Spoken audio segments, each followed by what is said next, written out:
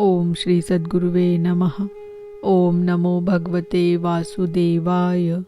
अथ सप्तमो अध्याय, शकट भंजन और तृणावर्त उद्धार। राजा परीक्षित ने पूछा, प्रभो, सर्वशक्तिमान भगवान श्री हरि अनेकों अवतार धारण करके बहुत सी सुंदर एवं सुनने में मधुर लीलाएं करते हैं। वे सभी मेरे हृदय को बहुत प्रिय लगती है। उनके श्रवण मात्र से भगवत संबंधी कथा से अरुचि और विविध विषयों की तृष्णा भाग जाती है। मनुष्य का अंतकरण शीघ्र से शीघ्र शुद्ध हो जाता है। भगवान के चरणों में भक्ति और उनके भक्त जनों से प्रेम भी प्राप्त हो जाता है। यदि आप मुझे उनके श्रवण का अधिकारी समझते हो तो भगवान की उन्हीं मनोहर लीलाओं का वर्णन कीजिए। भगवान श्री कृष्ण ने मनुष्य लोक में प्रकट होकर मनुष्य जाति के स्वभाव का अनुसरण करते हुए जो बाल लीलाएं की है, अवश्य ही वे अत्यंत अद्भुत है। इसीलिए आप अब उनकी दूसरी बाल लीलाओं का भी वर्णन कीजिए। श्री शुकदेव जी कहते हैं, परीक्षित, एक बार भगवान श्री कृष्ण के करवट बदलने का अभिषेक उत्सव मनाया जा रहा था। उसी दिन उनका जन्म नक्षत्र भी था। घर में बहुत सी स्त्रियों की भीड़ लगी हुई थी। गाना बजाना हो रहा था। उन्हीं स्त्रियों के बीच में खड़ी हुई सती साध्वी यशोदा जी ने अपने पुत्र का अभिषेक किया। उस समय ब्राह्मण लोग मंत्र पढ़कर आशीर्वाद दे रहे थे। नंद रानी यशोदा जी ने ब्राह्मणों का खूब पूजन सम्मान किया। उन्हें अन्न, वस्त्र, माला, गाय आदि मुँह मांगी वस्तुएं दी। जब यशोदा ने उन ब्राह्मणों द्वारा स्वस्ति वाचन कराकर स्वयं बालक के नहलाने आदि का कार्य संपन्न कर लिया, तब यह देखकर कि मेरे लल्ला के नेत्रों में नींद आ रही है, अपने पुत्र को धीरे से शैया पर सुला दिया। थोड़ी देर में श्याम सुंदर की आंखें खुली तो वे स्तनपान के लिए रोने लगे। उस समय मनस्विनी यशोदा जी उत्सव में आए हुए व्रजवासियों के स्वागत सत्कार में बहुत ही तन्मय हो रही थी। इसीलिए उन्हें श्री कृष्ण का रोना सुनाई नहीं पड़ा। तब श्री कृष्ण रोते रोते अपने पाँव उछालने लगे। शिशु श्री कृष्ण एक छकड़े के नीचे सोए हुए थे। उनके पाँव अभी लाल लाल कोपलों के समान बड़े ही कोमल और नन्हे नन्हे थे, परंतु वह नन्हा सा पाँव लगते ही विशाल छकड़ा उलट गया। उस छकड़े पर दूध, दही आदि अनेक रसों से भरी हुई मटकियाँ और दूसरे बर्तन रखे हुए थे। वे सब के सब फूट फाट गए और छकड़े के पहिए तथा धुरे अस्त व्यस्त हो गए। उसका जुआ फट गया। करवट बदलने के उत्सव में जितनी भी स्त्रियां आई हुई थी, वे सब और यशोदा, रोहिणी, नंद बाबा और गोपगण इस विचित्र घटना को देखकर व्याकुल हो गए। वे आपस में कहने लगे, अरे यह क्या हो गया? यह छकड़ा अपने आप कैसे उलट गया? वे इसका कोई कारण निश्चित न कर सके।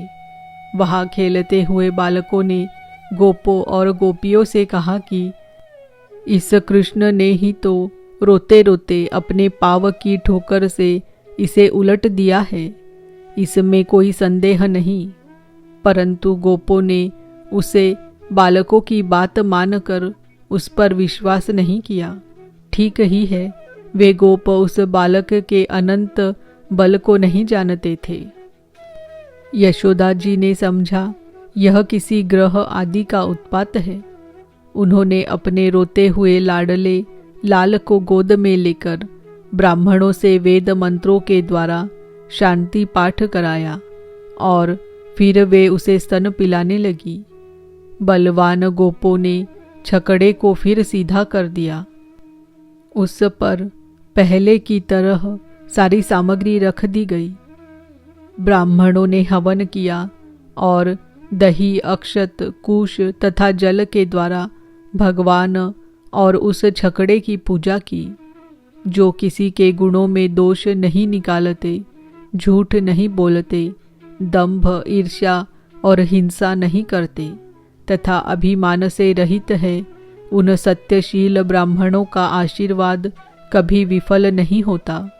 यह सोचकर नंद बाबा ने बालक को गोद में उठा लिया और ब्राह्मणों से साम, ऋक और यजुर्वेद के मंत्रों द्वारा संस्कृत एवं पवित्र औषधियों से युक्त जल से अभिषेक कराया।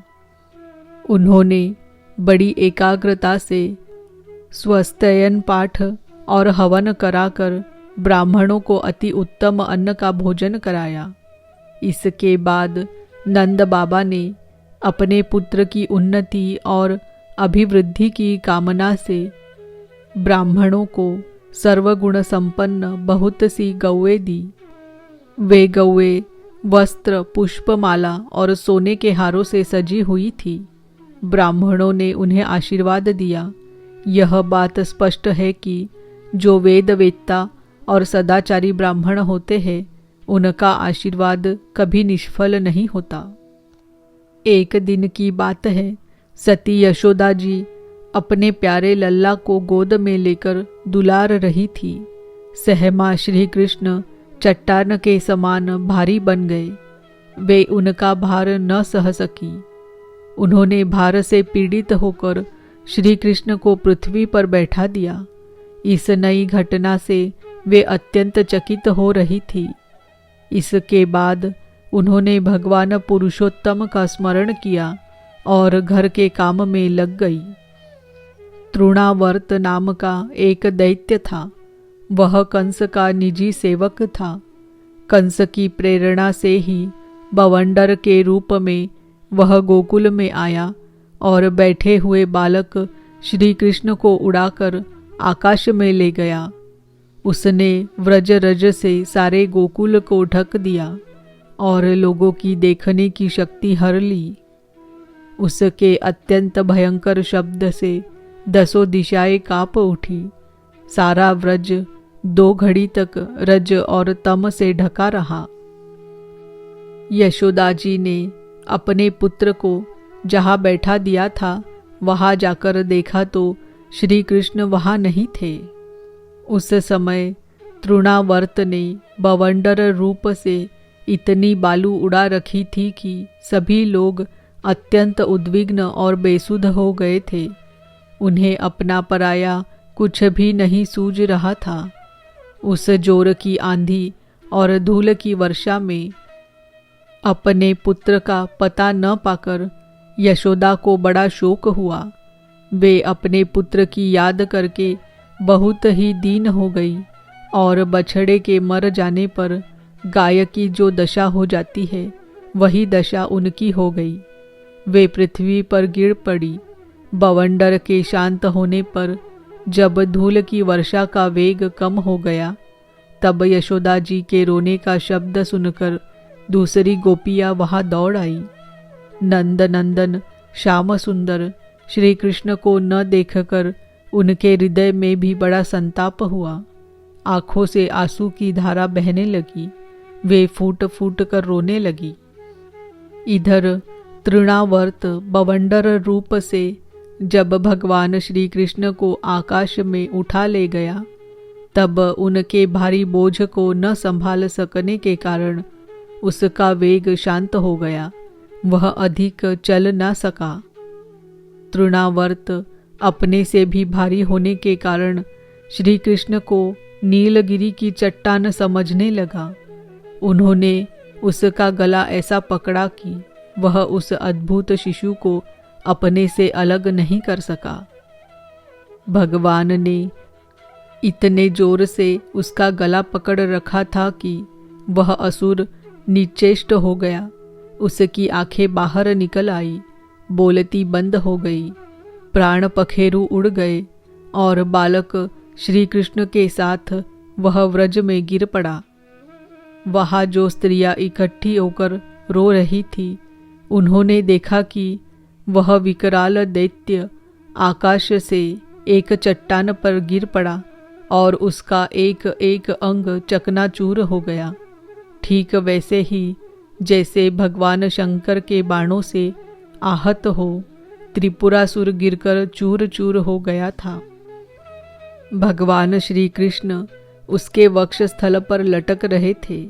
यह देखकर गोपियां विस्मित हो गई। उन्होंने झटपट वहां जाकर श्री कृष्ण को गोद में ले लिया और लाकर उन्हें माता को दे दिया। बालक मृत्यु के मुख से सकुशल लौट आया। यद्यपि उसे राक्षस आकाश में उठा ले गया था, फिर भी वह बच गया। इस प्रकार बालक श्री कृष्ण को फिर पाकर यशोदा आदि गोपियों तथा नंद आदि गोपों को अत्यंत आनंद हुआ। वे कहने लगे, अहो, यह तो बड़े आश्चर्य की बात है। देखो तो सही, यह कितनी अद्भुत घटना घट गई।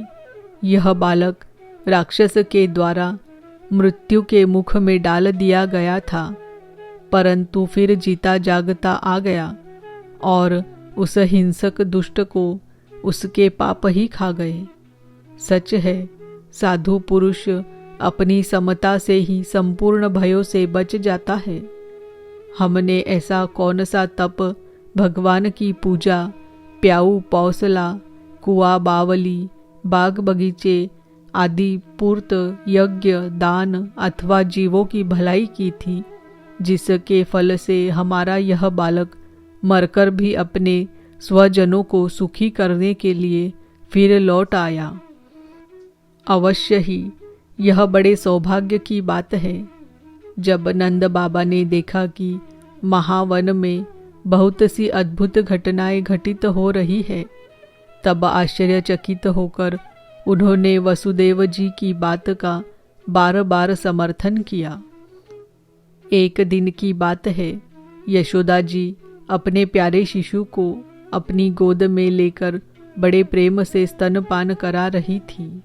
वे वात्सल्य स्नेह से इस प्रकार सराबोर हो रही थी कि उनके स्तनों से अपने आप ही दूध झरता जा रहा था। जब वे प्रायः दूध पी चुके और माता यशोदा उनके रुचिर मुस्कान से युक्त मुख को चूम रही थी, उसी समय श्री कृष्ण को जम्भाई आ गई और माता ने उनके मुख में यह देखा। उसमें आकाश, अंतरिक्ष, ज्योतिर्मंडल, दिशाएं, सूर्य, चंद्रमा, अग्नि, वायु, समुद्र, द्वीप, पर्वत, नदियाँ, वन और समस्त चराचर प्राणी स्थित है। परीक्षित अपने पुत्र के मुंह में इस प्रकार सहसा सारा जगत देखकर मृग शावक नयनी यशोदा जी का शरीर कांप उठा। उन्होंने अपनी बड़ी बड़ी आंखें बंद कर ली। वे अत्यंत आश्चर्यचकित हो गई। इति श्रीमद्भागवते महापुराणे पारमहंस्याम संहितायां दशमस्कन्धे पूर्वार्धे तृणावर्तमोक्षो नाम सप्तमो अध्याय। ओम नमो भगवते वासुदेवाय। ओम नमो भगवते वासुदेवाय। ओम नमो भगवते वासुदेवाय। छकड़े की कथा इस प्रकार है। हिरण्याक्ष का पुत्र था उत्कच। वह बहुत बलवान एवं मोटा तगड़ा था।